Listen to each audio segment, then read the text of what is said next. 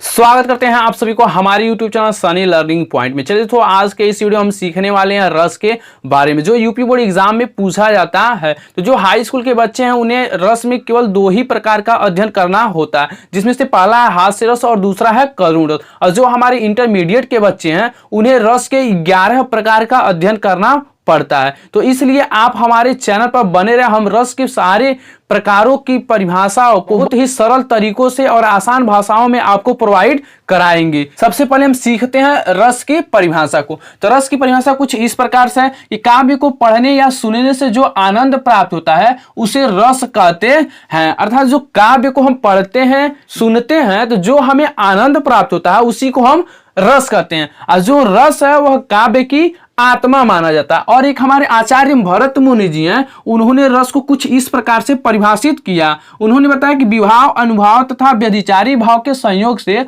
रस की निष्पत्ति होता है। और रस को 11 भागों में विभाजित किया गया है, तो जिसमें से पहला है हास्य रस। तो अब सबसे पहले आप जानिए कि हास्य रस कहते किसे। तो हास्य रस के नाम से ही स्पष्ट है कि किसी काव्य को पढ़ने या सुनने से हमें आसानी से हंसी आ जाए तो उसे हम कहते हैं हास्य रस। तो उसे कुछ इस प्रकार से परिभाषित किया गया है कि किसी पदार्थ, व्यक्ति की असाधारण आकृति, विचित्र वेशभूषा, अनोखी बातें, चेष्टाओं आदि से हृदय में जो विनोद उत्पन्न होता है या जागृत होता है उसे हास्य रस कहते हैं। तो हास्य रस की परिभाषा आप यूपी बोर्ड में कुछ इसी प्रकार से लिखिएगा।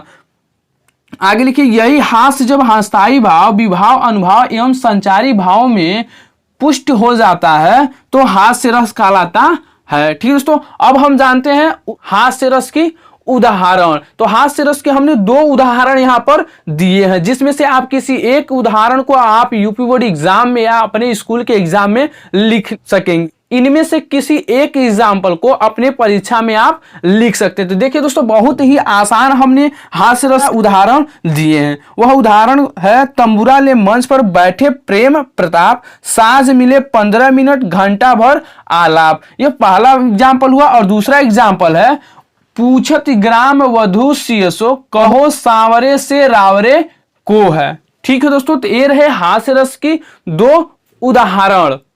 अब हम सीखते हैं करुण रस के बारे में। तो देखिए दोस्तों, हमने यहाँ पे पहले ही करुण रस की परिभाषा को यहाँ पे परिभाषित कर दिया। तो जानिए करुण रस की परिभाषा को। तो जो करुण रस की परिभाषा है वह यही है, जब हमारी कोई पसंदीदा चीज नष्ट हो जाती है या नष्ट होने की आशंका होती है तो उसके द्वारा जो हमारे हृदय में शोक उत्पन्न होता है वही हमारा करुण रस कहलाता है। तो देखिए दोस्तों, हमने यहाँ पे परिभाषा, जब किसी प्रिय व्यक्ति अथवा मनचाही वस्तु के नष्ट होने पर, अनिष्ट होने की आशंका या उसका कोई अनिष्ट होने पर हृदय में जो शोक उत्पन्न होता है करुण रस कहलाता है। और इस करुण रस का जो अस्थाई भाव है वह शोक होता है। ठीक है दोस्तों, तो आप यहाँ पे समझ चुके होंगे कि जब हमारी कोई पसंदीदा चीज हो या कोई व्यक्ति हो या वस्तु है तो उसके नष्ट होने पर या नष्ट होने की आशंका जब होती है तो हमारे हृदय में शोक की भावना उत्पन्न होती है, उसी को हम कहते हैं करुण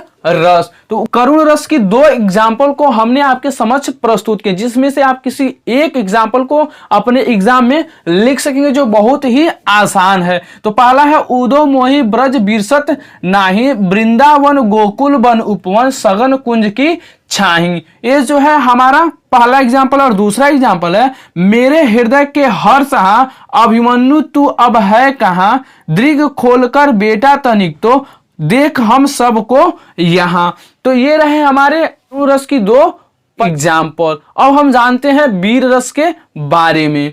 अब हम सीखते हैं वीर रस की परिभाषा। तो चलिए दोस्तों शुरू करते हैं वीर रस। तो लिखिए परिभाषा, युद्ध करने के लिए अथवा नीति, धर्म आदि की दुर्दशा को मिटाने जैसे कठिन कार्यों के लिए मन में उत्पन्न होने वाले उत्साह से वीर रस की उत्पत्ति होती है। इसका अस्थाई भाव उत्साह होता है। ये रहा हमारे वीर रस की परिभाषा। अब हम जानते हैं वीर रस के उदाहरण को। तो आप उदाहरण भी जरूर याद कीजिएगा। उदाहरण लिखिए, मैं सत्य कहता हूं सके, सुकुमार मत जानो मुझे, यमराज से भी युद्ध में प्रस्तुत सदा मानो मुझे है औरों की तो बात क्या, गर्व मैं करता नहीं, मामा तथा निज तात से भी युद्ध में डरता नहीं।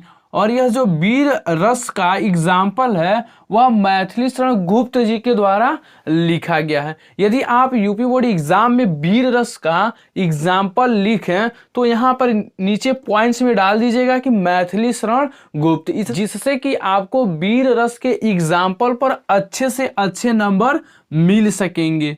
अन्य रसों की परिभाषा के लिए हमारे चैनल पर बने रहें। यदि आप हमारे चैनल को सब्सक्राइब नहीं किए तो हमारे चैनल को सब्सक्राइब कर लीजिए और अपने दोस्तों के साथ शेयर जरूर कीजिए।